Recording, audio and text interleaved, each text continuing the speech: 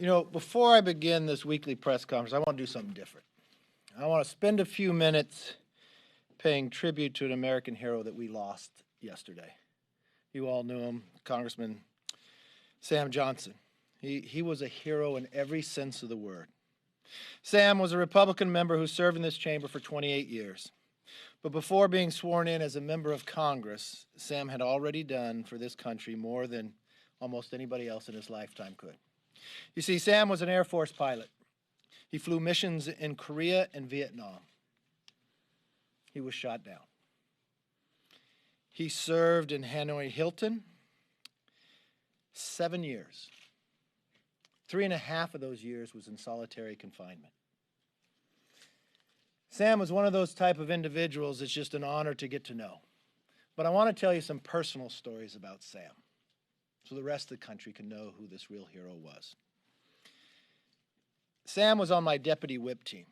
And when Sam would come to the meetings, we always had one special chair for him. But there's one thing Sam always wanted: these chocolate Krispy Kreme donuts. And it's amazing. You could sit there and he could eat 3, 4 donuts all within a meeting. And I remembered one day we had some new staff, and they didn't get Krispy Kreme. And I heard Sam say something about it. I quickly called another staff member who was still home that lived up by a Krispy Kreme to bring him on down. And when we went to the floor that day, I snuck in a couple Krispy Kremes for Sam on the floor. And when you looked at his face and smiled, you knew that he deserved it. You know, every new Congress, I would buy a number of Sam's books, Captive Warrior. And the reason I would buy them is I remember reading it as a freshman. And for anyone who's ever tried reading this book, you cannot read it in one setting. You will become emotionally upset knowing what he had to go through. Telling of his life story, telling of him being shot down, the treatment, the broken arms, the number of times as a prisoner being put in, he'd tell a story of the North Vietnamese putting a rifle to his head or taking him out to killing him. And in that moment came when he's telling this story, he'd almost smile and he goes, you know what? They're gun jammed. He could find happiness in the most unbelievable times. And in reading this book, it brought me to tears at times, knowing what he had to go through. And I remember seeing him on the floor one day, and I walked up to him as a freshman. I said, Sam, I just finished your book. I just want to thank you for your service. And I have to tell you, I can't believe the things you went through. Sam just hit me and said, oh, you could have done it. No. Very few people could ever have done what he did. Even in the times of his almost daily beatings, it tells at the time when I'd take him to dinner, I'd buy all the freshmen in the book, he would sign it, and he loved Ruth Chris. And you know, there's a certain one that he wanted to go to, a certain steak he wanted to buy, and a certain red wine. And as we would go, he would tell the stories, and we'd give him all the book. And I remember him telling this one story, it's in the book as well, that he was being brought in to one of his captors who would beat him. And he knew what was going to happen again. And as you knew Sam, he still was a hard time to walk. He didn't have fillings in his hands from the beatings that he had taken, or his legs being shackled together. He goes to the individual who's his captor holding him, and he tells him, hey, we're going to escape, and we're going to go back to America. Do you want to go with us? He never lost the sight of the greatness of this country. That America is more than a country, that America is an idea worth fighting for, dying for. And he proved it every step of every day of his life. And we lost somebody that walked these halls that was an honor to serve with, an honor to call a friend. And I think he deserves more time than just the time I was able to give to him today. Now let's talk a little bit about this week. It was a historical week. A week we have not seen in the 231 years of history of this chamber. For the first time, the Democrats have now allowed proxy voting. You know, through the history of America, from the yellow fever of 1793 to the Civil War to even this building being burnt down during the War of 1812, to 9/11, to World War II, all of those challenges we've always found the opportunity to meet. That we believe we are essential, just as all those Americans out there are doing their essential work as well, from the doctors to delivery drivers to dispatchers. Unfortunately, the Democrats believe differently. 2 weeks ago, we voted on the HEROES Act, and 12 Democrats could not make it. Yesterday, even though they were given a 2-week notice when to come back, more than 70 voted by proxy. In coming to this proxy decision, the Speaker and Chairman McGovern gave a lot of stringent facts of how this would be used. In fact, the guidelines specifically stated that you must be unable to physically attend proceedings in the House chambers due to ongoing health emergencies. The Speaker insisted voting by proxy was intended to be the last resort, an alternative to traveling to D.C. due to health concerns. And Rules Chairman McGovern promised that this unprecedented step would be temporary and tied to a pandemic. Yesterday, Democrat Congressman Charlie Crist admitted he used the proxy vote to attend a space launch in Florida, an event that's 150 miles away from his district on the other side of the state. To get there, it took him about 2.5 hours to drive there, about the same amount of time as a flight from Tampa to D.C. But instead of going to work and serving as a voice of his constituents, Charlie decided to play hooky. But in doing so, Charlie sent the House of Representatives a letter that he signed. And in signing this letter, Charlie said, "I am unable to physically attend proceedings in the House chambers due to the ongoing public health emergency." But he drove 2.5 hours to watch a launch outside of his district and gave somebody else the power to vote. I wonder if Charlie will cash his check this month. I wonder if those 70 Democrats will still take their check. The question before all members of Congress on their first day is to raise their hand and swear to uphold the Constitution. The Constitution is very clear about this. They expect us to assemble. If you take Chairman McGovern's own words when he first looked at this, he was concerned about proxy voting because of the constitutionality of it. He was right then, but he's wrong now. They believe that Congress can write their own rules. Congress can write their own rules. They just can't write unconstitutional rules. If you take them at their word, they can write a rule that says Republicans only get half a vote, that women cannot vote. That would be Congress writing their own rules. Article 1, Section 4, Section 5, and Section 6. Very clear we're supposed to assemble. Very clear that if you're not at work, they could find a place and get you and bring you. Very clear that someone cannot obstruct you from getting to the work. For 231 years, we found the ability to do that. But why would they want to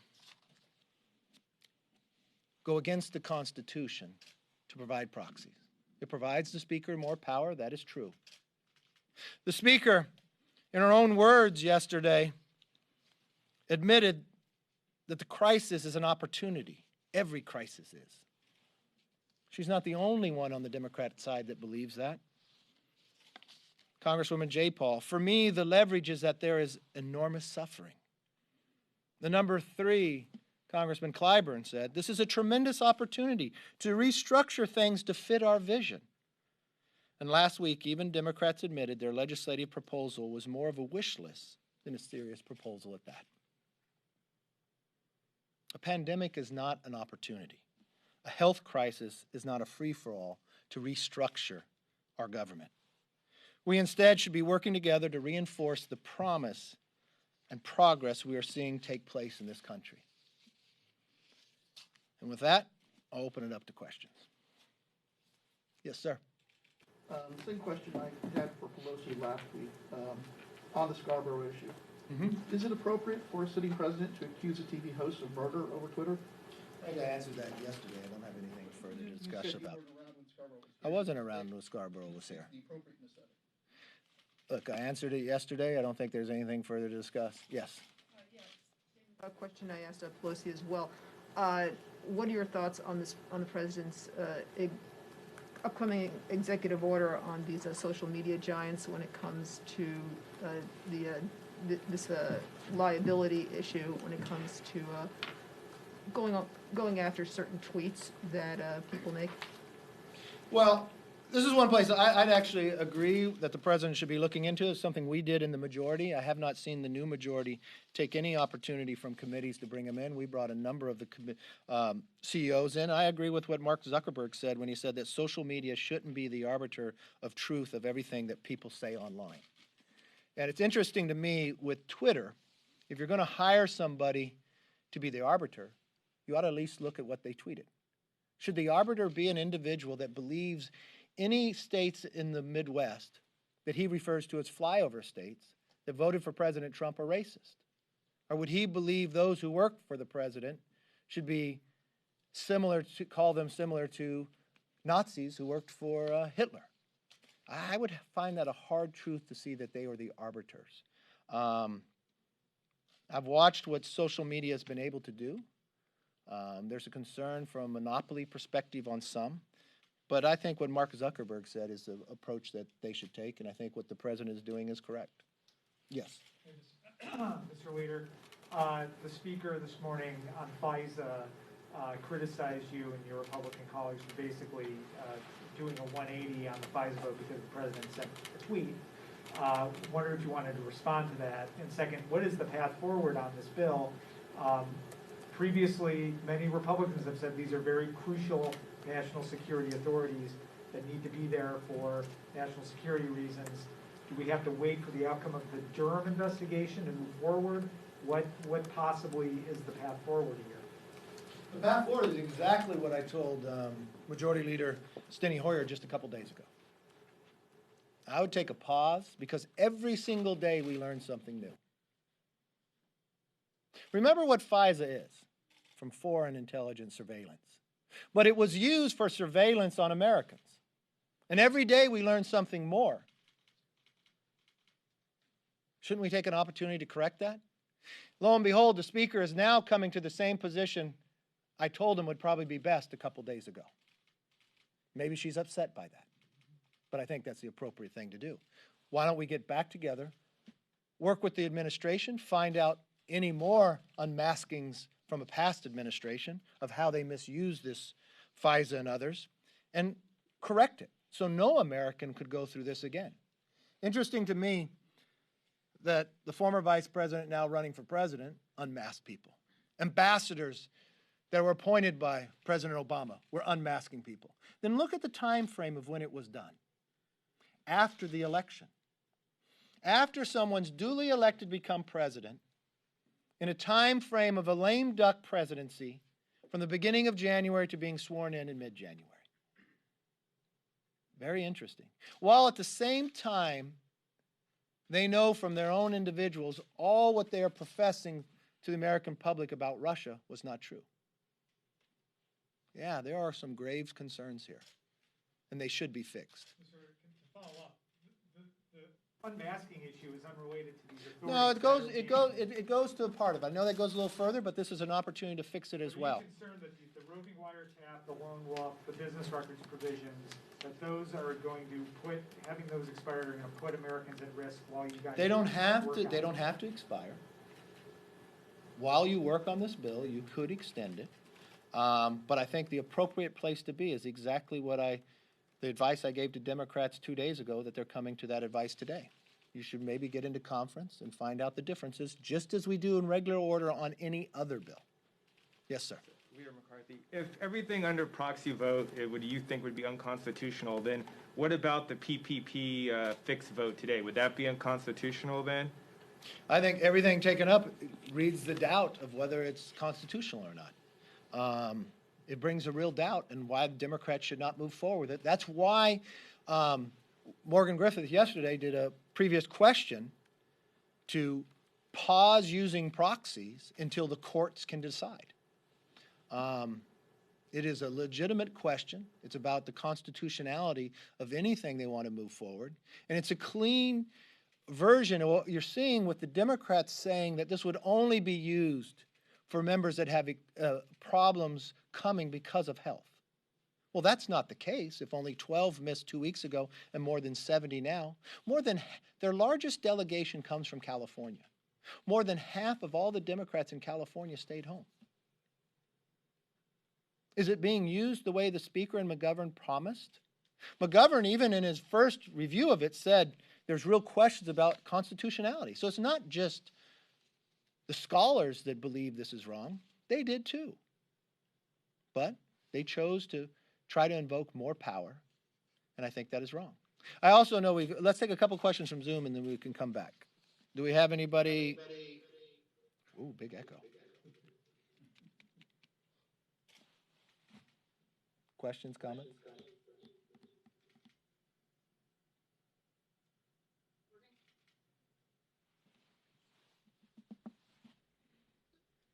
May we go? Apologies. We will be taking a question from Julie Grace Brefke with The Hill. As a reminder, if you would like to ask a question, use the chat function directly with the moderator. Julie Grace, your line is open. Hi, Leader McCarthy. Yesterday, the Blue Dog Coalition sent a letter calling for a bipartisan task force on China. I know that initially the GOP task force was supposed to be bipartisan. I was wondering if there were any talks between leaders since that letter went out about maybe opening that up to both parties, or whether that ship sailed now that the GOP's already started to move forward. Who did they send the letter to? The Speaker or to me? Because let me pause. As many of you know, more than a year ago, I went to the Democratic leadership and I requested a bipartisan committee on China. It took me a number of months to finally get them to agree. We agreed on who would be on it, the same number of Republicans, the same number of Democrats. Because the challenge we have in the next century will be about China. And we should have one strategy coming out of Congress. Not a Republican, not a Democrat, but an American strategy. The Democrats agreed, but when it came for the time to announce it, they backed away. In announcing that we couldn't sit back and wait, now that you found what had come through from COVID through China, the Speaker declined again. I welcome Democrats from joining our task force. The Speaker was asked about China. She was asked about the task force. You know what her answer was? That's a diversion. Is it a diversion of more than 100,000 Americans killed by this virus? Is it a diversion of what China just decided when it came to Hong Kong? Is it a diversion to stand for freedom? Sam Johnson would not have said it was a diversion. He understood what freedom meant because he was denied it for 7 years. I welcome Democrats joining our task force, and I'd allow them because I want America to win the next century as well. Yes. What purpose does a pause serve in renewing FISA? What do you hope to learn about unmasking in a conference committee to deal with a completely unrelated law? Well, you're taking two things and merging them together. No, you Well, took no. those two things and merged them together. Well, then let me state it in the manner in which my head and maybe my mouth did, so you'd understand it better. When I called him 2 days ago, there was a concern that this was not going to be signed. So I said, why don't you pause, and why don't we work on this with the administration? Because I'm not interested in doing some political game, because I believe FISA is very important. And let's solve the concerns, and let's make law. They chose to do differently, so we spent all day yesterday, late into the night, until they finally came to a conclusion that they could not pass it. So what would you do now in this predicament? I would send it to conference. That's what regular order is. You have a Senate bill that the House could not pass. You have a House bill go to conference and work on trying to solve the differences. That's the appropriate way to go. Let me go try to go. Huh? Has nothing to do with unmasking. Well, I think what has happened, every day we learn more. Every day we learn more of what has happened to Americans. You might say that doesn't take up with the three instances of what's happening in FISA that we're taking up at this time, but it also deals with FISA. So there is an opportunity. If you learn new information, are you going to wait 3 years to stop something being used against Americans, or would you take an opportunity now to do something with it? I think there is a window. Let's go back to Zoom. Our next question comes from Paul Corson with Sinclair. Paul, your line is now open. Leader McCarthy, good afternoon. Thanks for taking the question. It's on the Twitter versus Trump controversy that continues.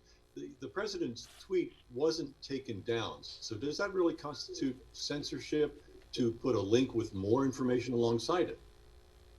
It wasn't taken down, but my belief they put an arbiter of the truth that actually came through to said whether it was truthful or not. That individual with Twitter has his own personal bias. So I don't think that's the appropriate person. If you listen to what Zuckerberg said, he does not believe these social media companies should be the arbiter of truth of everything that people say online. That it's a platform for people to express themselves. That they could say one thing and say another. Twitter seems to be wanting to do something different. And that is what's concerning. Another question. Yeah, follow up, please. Sure. Because when it comes to Congress's role in this, you've already had a few years to try and strike the balance between free speech and making sure it's an even platform for everyone to express themselves. Where do you go from here as this executive order takes shape? Well, I think Congress should actually have hearings. When I was majority leader, that's what we did. We had Jack from Twitter come in. We had Mark Zuckerberg. We had Sanjay from Google as well. And the one thing you do when there is a problem and the world continues to change, and think about how powerful these companies are. Almost 90% of all searches go through Google. If you're not on the front page, 95% drop off. Influence what you see and what you know. We watched in a campaign the day after the last presidential election, people talking about the things they did to influence it. Different programs. I watched an election before a California election that Wikipedia put up that California Republicans is Nazism. That's influence. And I think that's why committees should have hearings on this and be able to look before they draft legislation. One more question. No more from Zoom. All right. Yes, sir. Going back to China briefly, what sort of congressional action would you like to see lawmakers take in regards to China and coronavirus? Well, the first thing I'd like to see is that it's not a diversion. I'd like to get to the truth. So let's have some open hearings about it. Where did it come from? What did they know? And when did they know it? Then I'd like to go even further. Never again should America ever have to be a supply chain beholden to China. We should relook at many different situations. What's happening in our universities? Why did the FBI have to arrest one of the professors from Harvard, being paid by China? What have they stolen? What is China doing right now while America is trying to develop a vaccine? China and Iran are talking about hacking in, which delays our ability to get that vaccine and even trying to steal it. There are so many questions that need to be raised. But unfortunately, the Speaker has a great deal of control in the House. She believes it's a diversion. So Republicans won't stop there. That's why we put a task force. It's good to see that there are some Democrats who disagree with the Speaker. We welcome them to join that task force because we believe we should look at this as Americans together. Look, the virus is here. We did not invite it. We did not want it, and it came from a foreign land. That's not a diversion. That's a lot of questions. And we will defeat it together. Yes. You want sanctions or specific legislation about it? I think there could be a number of actions for it. That's why I would gather all the information, and I would want it to be bipartisan in what we're able to do. Unfortunately, the majority party inside Congress today believes it's a diversion. I don't think those families that don't have family members coming home thinks it's a diversion. I think they should be held accountable. and what's appropriate to hold accountable. Let's gather the information and let's have an appropriate response. Does that work? Yes, sir. Yesterday, you said about proxy voting that it empowers the speaker, It does. and you referenced the California members.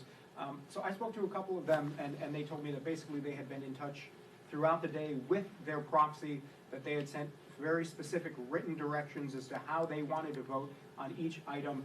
So I'm just wondering if that's the way that the course they're going in this proxy voting, how does it empower the speaker? Speaker gets to control 20 people can control all of Congress. It empowers the speaker on what comes before the floor and able to do. Did you ask that same question of Charlie Crist? Was he able to be at the launch and be monitoring what's happening on the floor? If those individuals that are monitoring happening on the floor, did you ask them the first question? When they signed the letter that they physically could not come, did you ask them why they could not come? I mean, that's the first thing I would ask, since the speaker said this would only be used in severe situations and only if you physically could not come. I'm from California. The speaker's from California. She's from Northern. I'm from Southern. We were able to make it. There's a number of members who were able to make it. So I'm concerned. If somebody was and they had COVID or they're around somebody, understand completely. But that doesn't give them a right to vote. Every single vote we have, there are members who cannot come. The Constitution says we are supposed to assemble. Their constituents loan them the power for every 2 years. They don't loan them the power to give it to somebody else. So yes, how was the largest bill that was ever passed in the history of Congress able to be put on the floor, voted with, never going through committee? The speaker kept everybody away. The speaker wrote a bill, then brought you back and only had one choice. Are they ever to be a part of the committee and have debate? How well are they monitoring it from the floor? Are they only seeing what television is giving them? Or are they able to engage with other members throughout the floor? Those are the concerns that I would have. It's unconstitutional. Yes? The Uyghur protection bill yesterday. Yeah. Passed 413 to 1. Mm-hmm. I'm assuming you don't think that bill was unconstitutional. Listen, a bill itself that I support doesn't mean whether it's unconstitutional or not. It's the manner in which you vote for it. I'm not arguing about whether a bill's good or bad. I'm arguing the structure in which it's passed. Do you follow what the Constitution asked us to do? Why would you endanger a bill like that, where overwhelmingly all of Congress supports it, and have people do it by proxy? In the guidelines for a proxy, it literally says, if you're having problems, the staff could direct how for you to vote. When was the staff ever elected? So it's not the bill, it's the structure of how you perform it. That's what the Constitution requires, and that's what we should do. I don't think staff advising members how to vote is a particularly new adventure. No, you're not. Maybe again, I didn't clarify what I said. In the guidelines, read the guidelines. If this person who's monitoring what's going on has a problem sending what they're doing, staff can send it in. Well, how do you know that the member told the staff to send that in? I think that's a real concern. Yes, sir. They didn't give you a chair? What's wrong? We like to keep them far away. The country now has more than 100,000 dead. The president in late February said the number of cases would be close to zero. He has repeatedly said that this is under control and that it would go away by the summer. Do you think the president gave the country false assurances about how bad and how deadly this virus was? No, because I've been in meetings in the Situation Room, bipartisan, bicameral, where Dr. Fauci almost gave me the exact same answer. That the case would be close to zero in February? That this would go away like a influenza, that they were prepared for it. He also told me masks shouldn't be worn only if you're sick. So yeah, I think every day people learn something more about this. I think when President Trump made the decision to stop the flights coming from China, when 22 other people sitting in that room thought something differently, yeah, the president made a right decision, even though those who are giving him information didn't have the right information. And if you really want to go back, and you really, I know you're concerned about the president, I wish you would be concerned, if you're concerned about those 100,000, such as I am, and their families, let's go to where this started. So when it first came forward that this came out in China, what did China do? Yeah, they stopped flights, but only domestically. They allowed it to go internationally. When President Trump offered to President Xi that we would send our experts and our doctors and others, and they denied, did the president make a wrong decision then? When the World Health Organization told the entire world that it doesn't transfer from human to human, and he still shut down those flights, did the president make a wrong decision? No, he did not. If you are going to try to judge him when you're sitting and looking what China has done, it's appalling to me, your question in itself. Let's stop playing political games about people who lost their lives. Why don't we know that we now have a virus here that came from a far land that lied to an entire world and let flights go knowingly? And while they were doing that, they were hoarding all the personal protection equipment.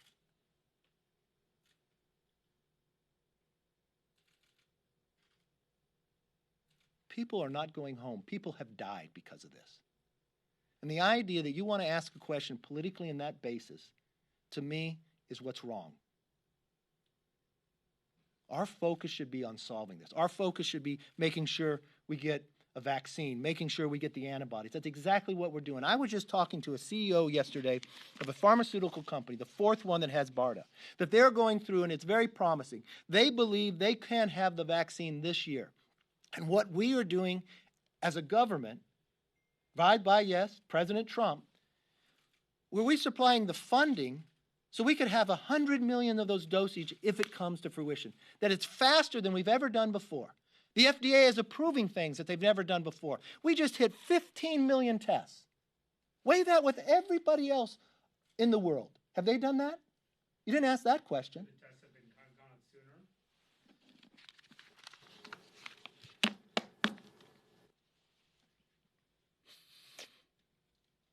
sooner. I understand the questions you want to ask. I think the health of America is too important. I think what we're continuing to build. Would I want everything? I'd want a vaccine today. I would have wanted our scientists and our doctors to be allowed to go in China. I would have wanted them to be honest with the rest of the world. And the one thing I'd want to is stop playing politics with this and let's save more lives. Thank you for your question. All have a good day.